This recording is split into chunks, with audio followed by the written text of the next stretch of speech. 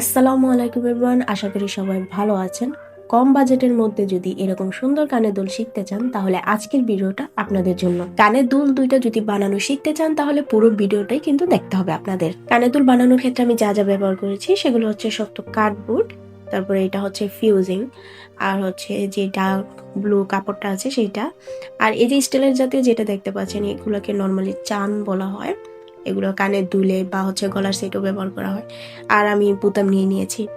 তো দুইটা আমার যেহেতু দুইটা লেয়ার থাকবে, উপরের সাইডে থাকবে বুতামের লেয়ারটা, নিচে কার্ডবোর্ডের লেয়ারটা থাকবে।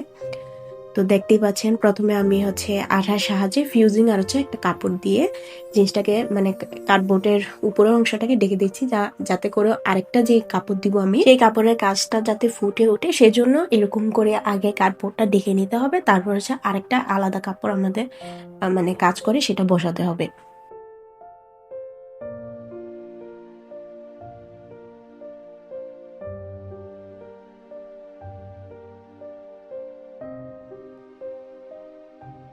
দেখতেই পাচ্ছেন দুইটাই কিন্তু আমি কাপড় দিয়ে ঢেকে নিয়েছি। এখন যে কাজটা করব সেটা হচ্ছে এই যে চার্ম জাতীয় যে জিনিসটা আছে এটার এই যে নিচের অংশতে আমি এরকম ঝুমকা মানে 3টা ঝুমকা বসাই দিব।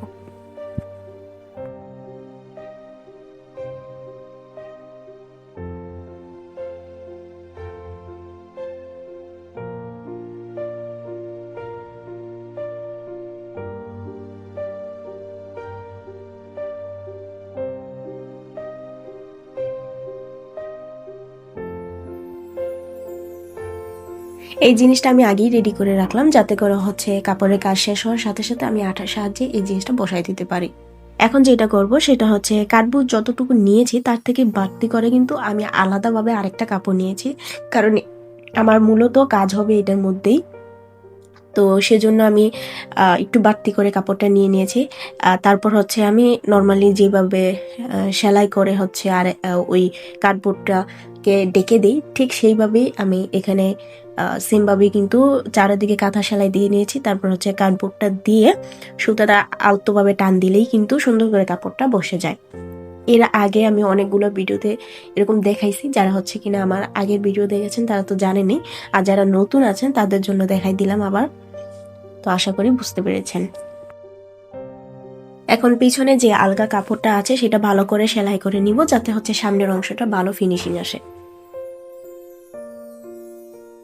দেখতেই পাচ্ছেন পিছনে খুব ভালো করে কিন্তু সেলাই দিয়েছি, যার ফলে সামনের অংশটা দেখতে এরকম আসছে। এখন যে কাজটা করব, পিছনের যেই সেলাই টুকু আছে সেটা আলাদা আরেকটা কাপড় দিয়ে হচ্ছে পিছনে সেলাই দিয়ে দিব।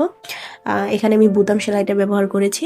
আপনারা চাইলে আঠার সাহায্য বসাই দিতে পারেন, তবে আঠার থেকে আমার মনে হয় যে যদি সেলাই করে দেওয়া যায় তাহলে জিনিসটা দেখতে আরো বেশি সুন্দর লাগে আর ফিনিশিংটাও বেশি লাগে। তাই আপনারা যারা হচ্ছে এই সেলাইটা পারেন বা আমি যেরকম ভাবে দিয়েছি দেখে দেখে আপনারা এই বুতাম সেলাইটা দেওয়ারই চেষ্টা করবেন।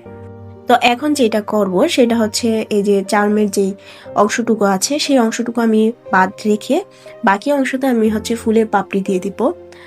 আর এখানে আমি মানে হালকা আকাশি কালার যে সুতাটা আছে সেটা ব্যবহার করেছি পাপড়ির ক্ষেত্রে। তো এখানে একতারে সুতা নিয়েছি, লাচ্ছি সুতাটা নিয়েছি। আমি এখানে সব মানে ফুলের পাপড়িগুলো বড় হিসেবে দিয়ে দিব।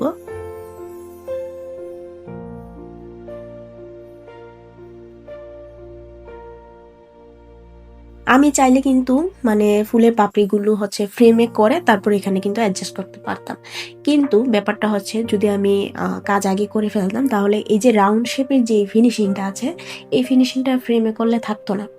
কারণ আমি এখানে আলাদা একটা মানে স্টিলের যে চামটা আছে সেটা বসাবো, সেজন্য হচ্ছে আমি সরাসরি কাপড়টা এখানে বসায় দিয়ে তারপর হচ্ছে কাজগুলো করেছি।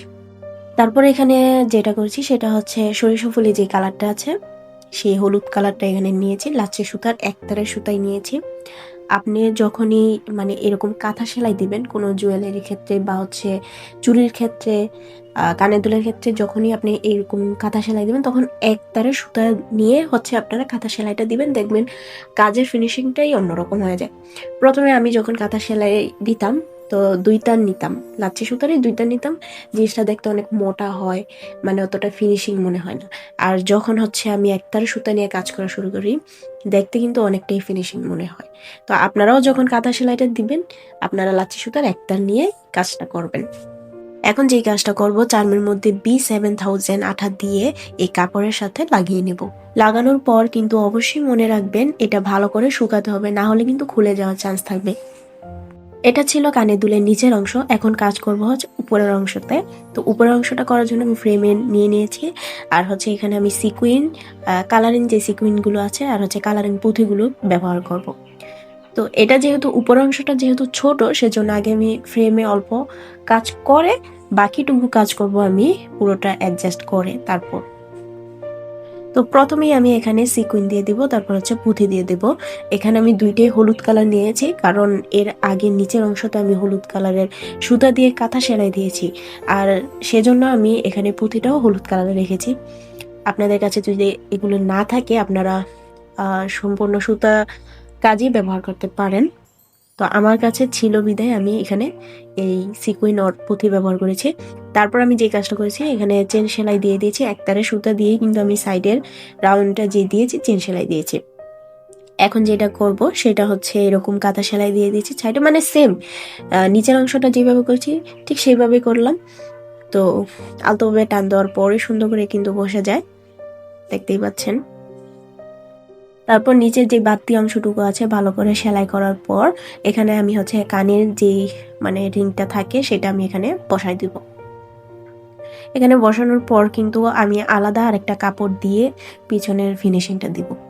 ঠিক সেম ভাবেই বুতাম সেলাই দিয়ে পিছনের যে সেলাইটা আছে সেটা আমি পুরোটা শেষ করব। পিছনে বোতাম সেলাই দেওয়ার পর সুতাটা যতটুকু অবশিষ্ট থাকবে সেটা দিয়ে কি করবেন, নিচের অংশটাকে এরকম ভাবে সেলাই করে নেবেন। আমি এখানে একটা দেখাই দিচ্ছি, আমি কিন্তু অফ ক্যামেরা অনেকগুলো মানে পিছনে অনেকগুলো সেলাই করে নিয়েছি যাতে করে হচ্ছে ছুটে না যায়। তো আপনারা এখানে এক ধরনের ওই যে রিং আছে সেগুলোও বসাতে পারেন, কিন্তু আমার মতে হচ্ছে সেলাই করে দেওয়াটাই বেটার, কারণ হচ্ছে একটা মানে মজবুত থাকবে সেলাই করে দিলে। তো আমি এখানে কিন্তু খুব ভালো করে সেলাই করে নিচ্ছি। তো দেখতেই পাচ্ছেন অনেকগুলো সেলাই এখানে দিয়ে দিয়েছি। এখন যে কাজটা করব, হলুদ সুতা দিয়ে আর হচ্ছে আকাশি কালার সুতা দিয়ে এই যে সাইডে যে রাউন্ড গুলো আছে এখানে কাঁথা সেলাই দিয়ে দিব। এই কাঁথা সেলাইটা আমি ফ্রেম রাখা অবস্থায় দিতে পারতাম, কিন্তু ওই যে বললাম যে মানে শেপটা সুন্দর আসবে না। তো আপনি যখনই এই সবকিছু ফিটিং করার পর তারপর যখনই আপনি কাঁথা সেলাইটা দিবেন, জিনিসটা রাউন্ড শেপ আসবে, গোল করে আসবে, দেখতে সুন্দর লাগবে। তো দেখতেই পাচ্ছেন খুব সুন্দর করে কিন্তু 2টা কানের দুল বানিয়ে নিলাম। তো আমার জানা মতে যারা নতুন কাজ শিখছেন বা করছেন তাদের জন্য কিন্তু এটা খুবই সহজ, আপনারা বাসায় বসে করতে পারবেন। আর এর আগে আমি হচ্ছে এটা ইট কালারের মধ্যে করেছিলাম, এটা হচ্ছে স্কোয়ার শেপের। তো সেম ভাবে করেছি, কারণ আজকেরটা হচ্ছে রাউন্ড শেপের আর এটা যে করেছি এটা হচ্ছে স্কোয়ার শেপের। আর 2টা 2 রকম হয়েছে। তো কোনটা ভালো লেগেছে অবশ্যই কিন্তু আমাকে কমেন্ট করে জানাবেন। আজকে ভিডিওটা এই পর্যন্তই।